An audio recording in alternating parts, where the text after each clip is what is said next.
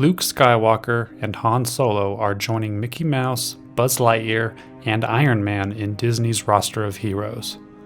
This was the first line of USA Today's business article on October 30th, 2012, and how I found out George Lucas signed over Lucasfilm to Bob Iger and Disney, which at the time I remember being skeptical about, but overall not really surprised. Disney's purchase of Star Wars was seemingly inevitable. Star Wars was a small part of the Disney park adventure, with Star Tours Disneyland California opening in 1987 and still running to this day. But what if Disney didn't purchase the Star Wars franchise?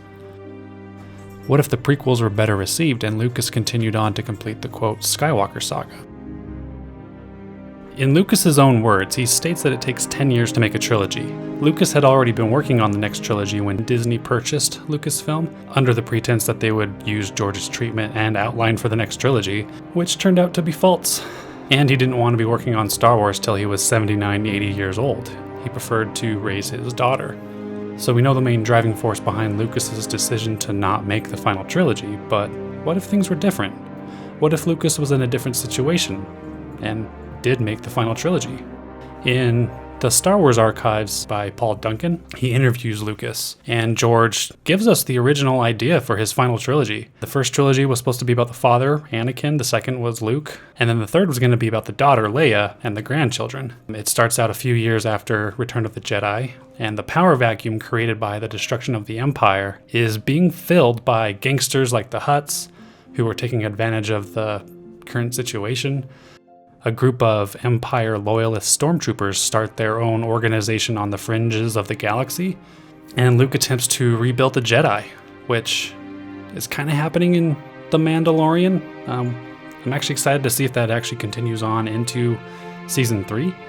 And then Leia, Senator Organa, throughout the final trilogy, ultimately becomes the Supreme Chancellor, and ultimately becomes the Chosen One.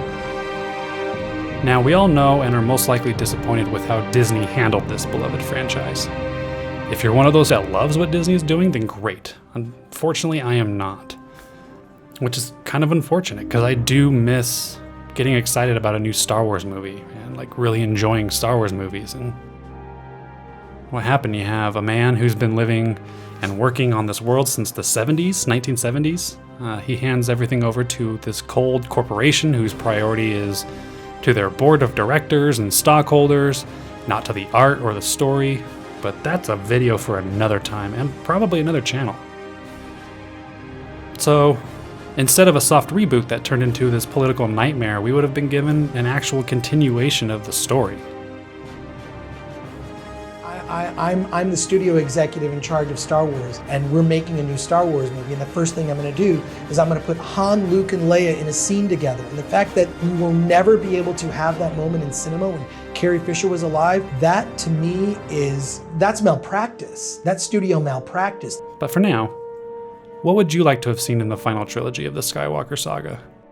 And what did you like and not like about the final trilogy? Leave your comments below.